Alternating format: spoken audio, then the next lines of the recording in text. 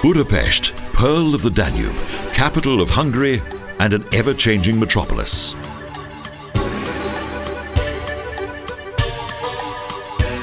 This sleepy city is now a modern and tolerant metropolis.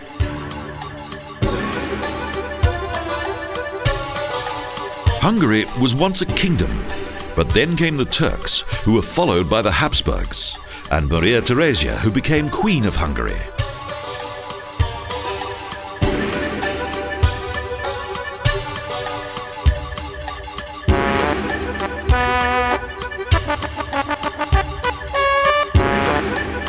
Numerous revolts were put down, but in 1867 the Austro-Hungarian monarchy was born, with the marriage of Franz Joseph and Elizabeth.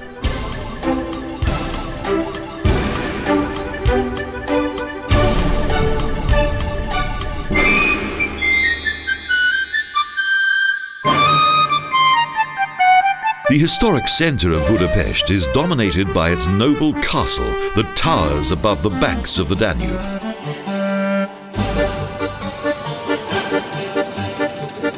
A 100-metre-long cable railway that dates back to 1870 is both a practical and fascinating way to ascend the hill to the castle.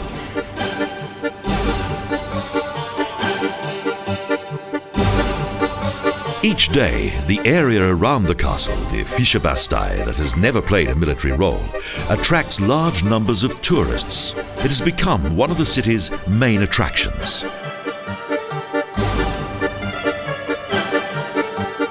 It seems that Andras Hadik continues to protect the imperial family.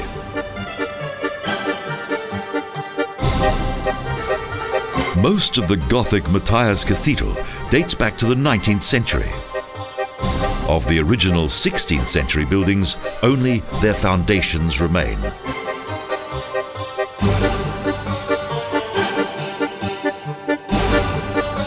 Following its completion in the 14th century, Matthias Cathedral was the setting for several coronations.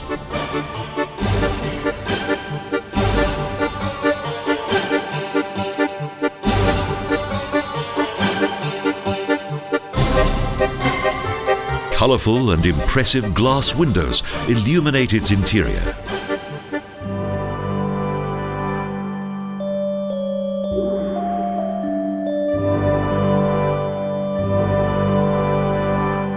The Turkish conquerors were well impressed by this church and transformed it into a mosque that they used for almost 150 years.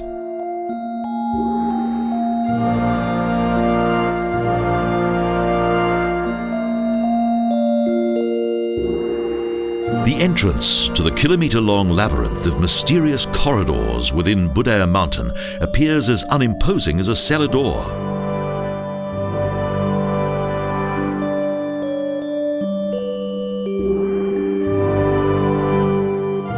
Subterranean springs and watercourses created caves and corridors, and the Turks connected this system of corridors to the cellars of numerous houses.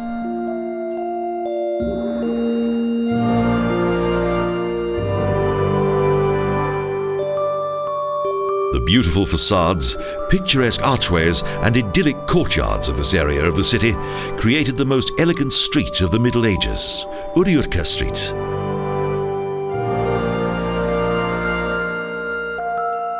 The castle is the city's most dominant building. It has often been destroyed, rebuilt and improved, resulting in its present-day neo-Baroque design.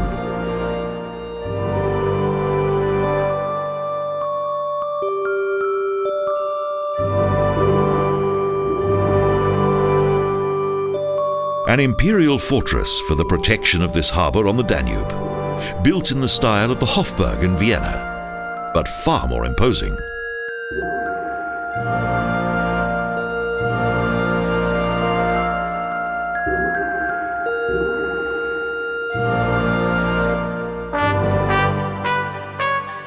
Today, 400 years of Austro-Hungarian history are omnipresent, and since the destruction of the Berlin Wall, the people of Budapest have openly celebrated their historic past.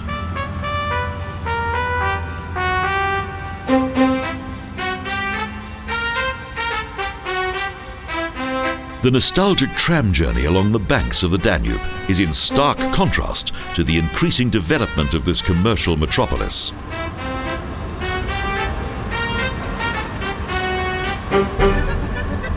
The Danube physically divides the city and was thus integrated into its overall design. Today, 6 bridges span the famous river.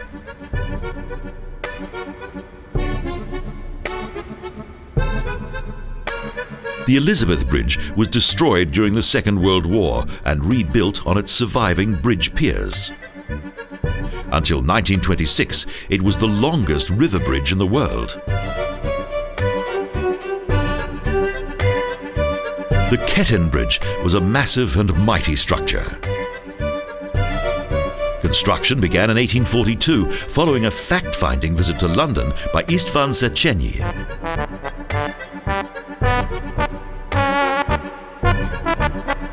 The engineer, William Tierney Clark, introduced him to a new method of bridge building, thus the creation of this 308-metre-long bridge. It is guarded by stone lions.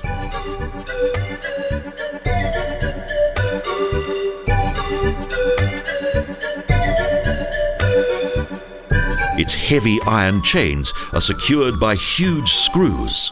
They span between the supports that are replicas of classical triumphal arches.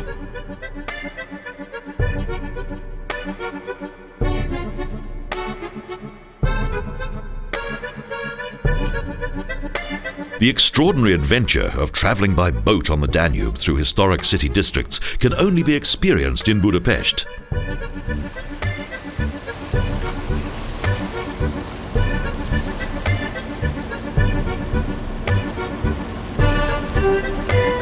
The riverbanks become increasingly greener, and occasionally there's a glimpse of a splendid villa, until it's obvious that we have arrived at the edge of the city.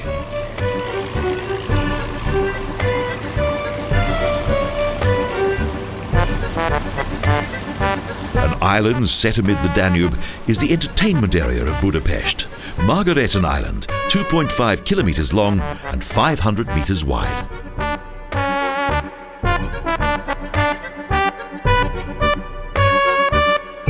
Over millions of years, the river deposited pebbles and sand in a bend of the river and so created this island.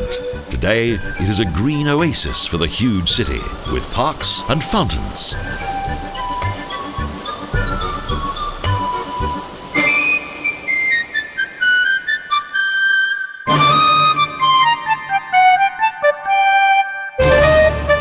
Pathways lead across green meadows and small forests where silence and relaxation is guaranteed.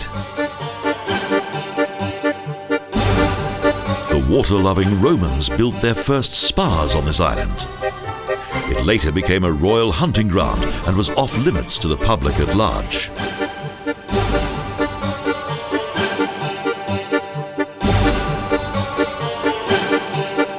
But the most colourful time on Margareten Island was during the Romantic period of the 18th and 19th centuries.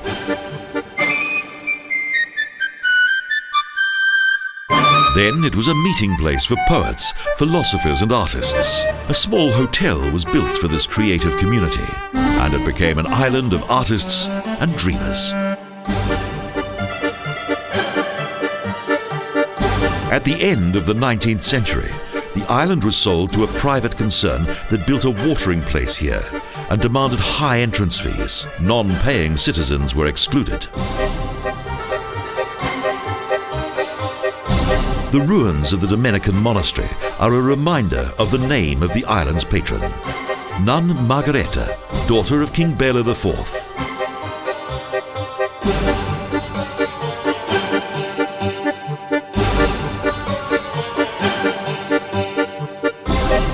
It was only after the First World War that the island became open to the public.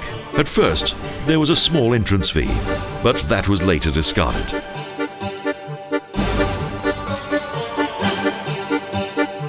This well-laid-out park contains various flower beds that shine out in an array of splendid blossom, a masterpiece of garden architecture.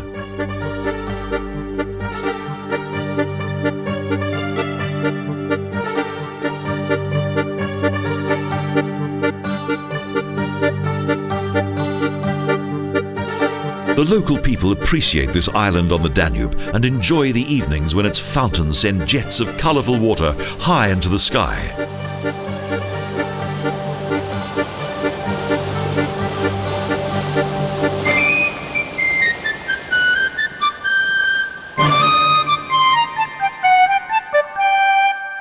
A boat returns us to the centre of the city, a charming intersection of both east and west.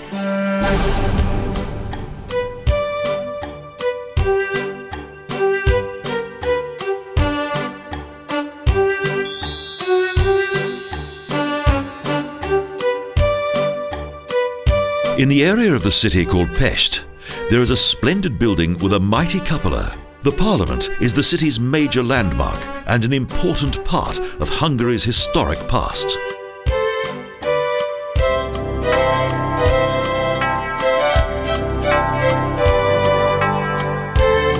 In 1867, Buda and Pest were acknowledged by the Emperor as the seat of the Hungarian government with its own parliament.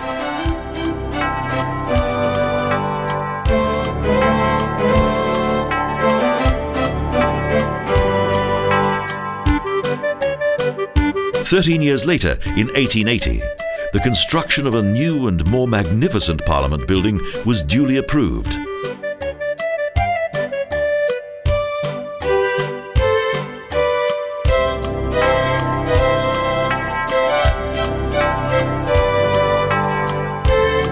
The building is reminiscent of London's Houses of Parliament, in which both democracy and the monarchy have proved to be so successful.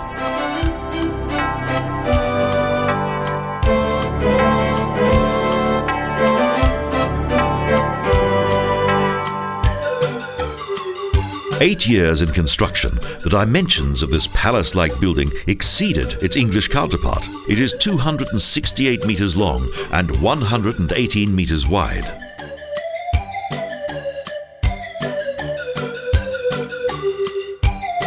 In front of the Parliament, there is a work of art that recalls Hungary's history. At the beginning of the 18th century, Rákóczi achieved a large degree of success with his army of farmers.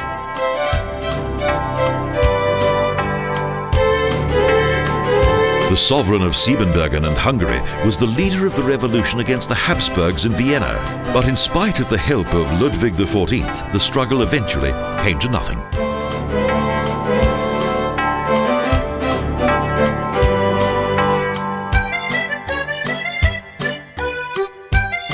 Revolutionaries repeatedly created public unrest, but the rebellions were suppressed. Thus, for many years, the Hungarians were excluded from political life.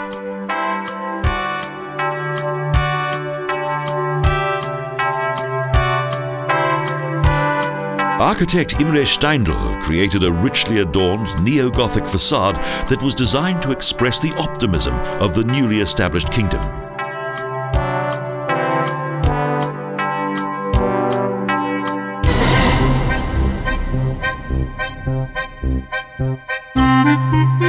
In 1918, the Hungarian Republic was established, and in the Second World War joined forces with Germany against the USSR.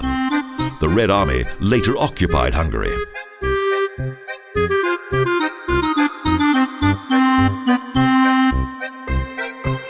Communism came to an end with the opening of Hungary's border with Austria in 1989 and its subsequent peaceful transformation into a democracy.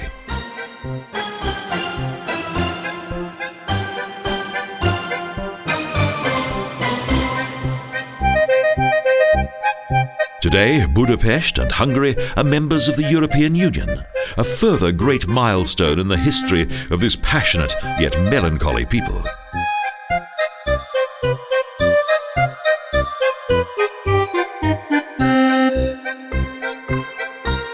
Hungary is a fusion of two different cultural regions, as indicated by its architecture and lifestyle. Here, the order of the Occident unites with the calmness of the Orient.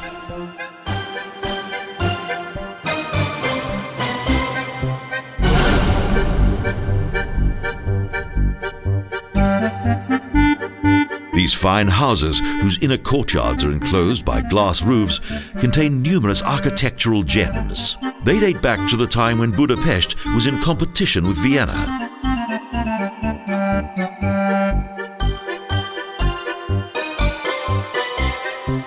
Examples of buildings that date back to Budapest's founding years adorn the city centre and indicate the former wealth of its citizens.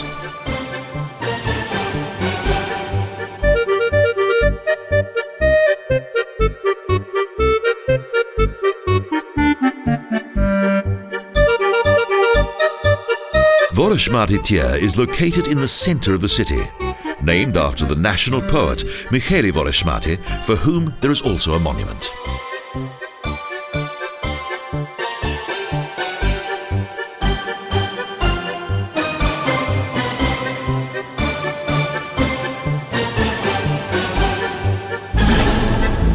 Above it, the pulsating heart of Budapest is alive with cafes and shops, and below is the oldest underground electric railway in Europe.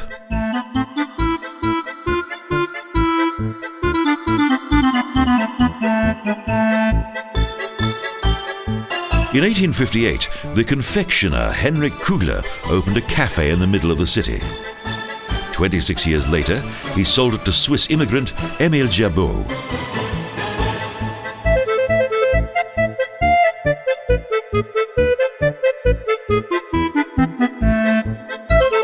Here, the finest confectionery was offered for sale in a luxurious setting, yet at a reasonable price.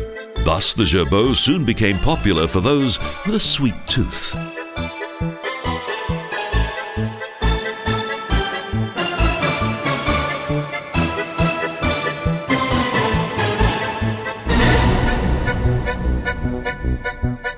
The lavish furnishings have been preserved to the present, and any visit is a nostalgic adventure, even though today's prices don't reflect those favoured by its founder.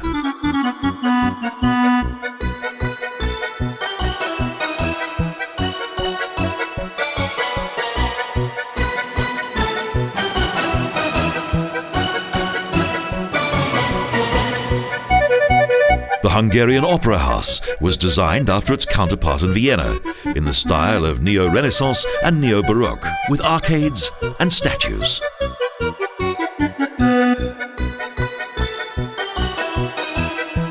At the entrance, there is a sculpture of the great Hungarian composer Franz Liszt.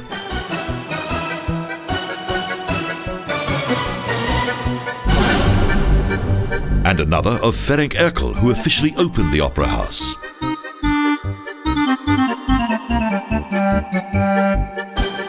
Master Miklos Ibo had created an architectural masterpiece, with a painted dome and a large hall that could seat an audience of 1,289.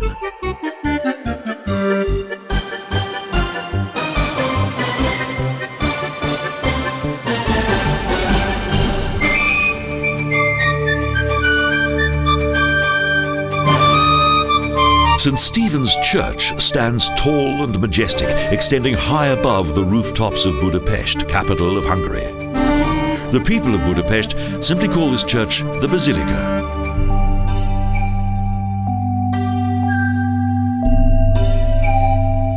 Construction of the Basilica began in 1851, but following several alterations and setbacks, it was eventually completed in 1905.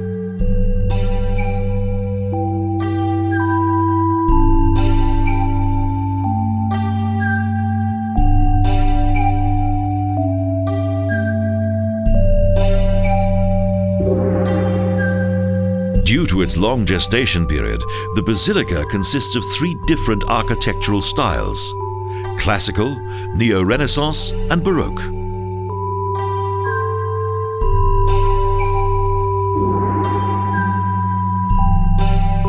During its construction, the church encountered many disasters. In 1868, its entire dome collapsed.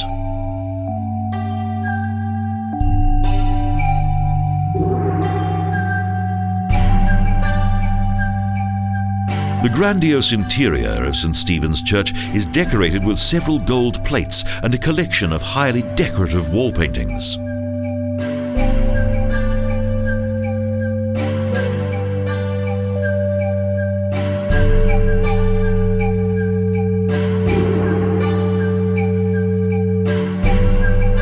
The country's largest cathedral is dedicated to Hungary's first Christian king and national hero. It can seat a congregation of up to 8,500.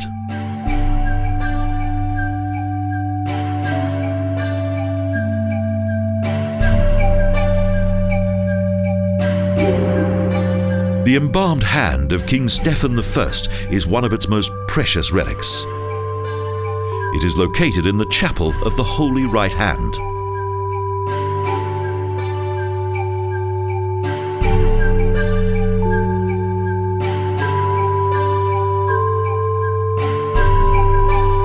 Its grand interior and impressive church organ are frequently used for classical and religious concerts. On the ceilings, wonderful paintings shine out in bright gold.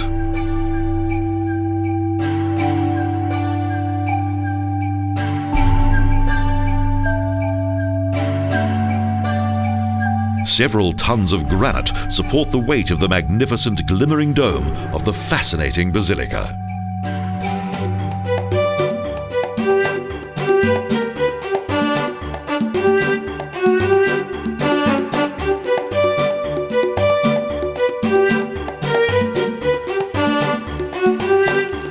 Budapest has many different faces. The Paris of the East, a lively city that has retained its historical inheritance.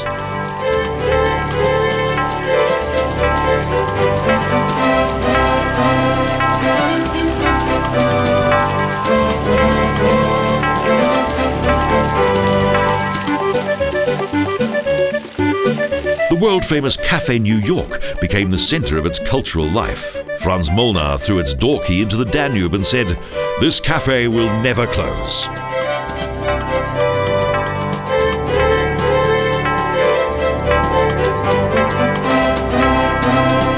The city's social elite reserved their tables here.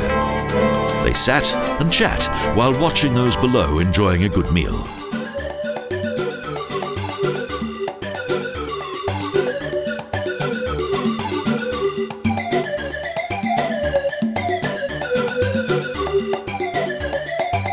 Authors, journalists, artists, actors and musicians used the cafe's address as though it were their own. Here they were at ease and surrounded by their contemporaries.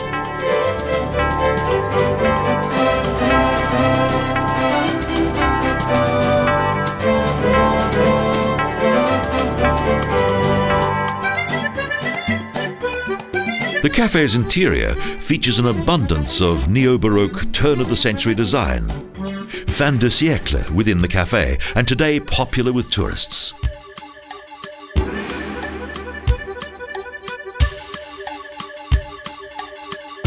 The exterior of this building is somewhat deceptive, but inside there's a huge thermal bathing complex. The Chechenya Bath was inaugurated in 1881.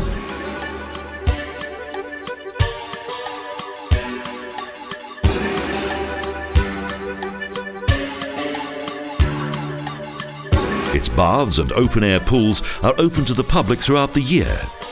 Each minute, up to 400 litres of hot water rise up from a depth of 1,200 metres.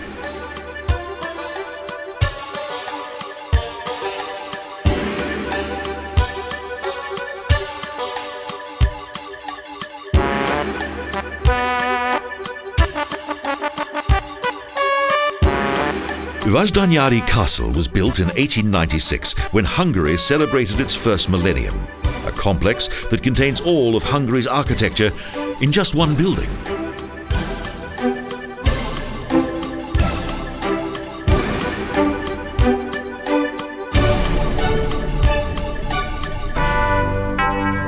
This incredible structure contains the counterparts of no less than 21 famous Hungarian buildings, and today the city lives again with its great history.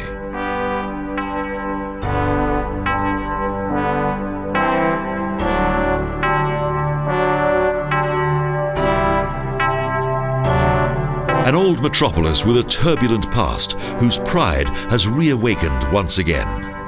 Budapest, a metropolis in the center of the new Europe.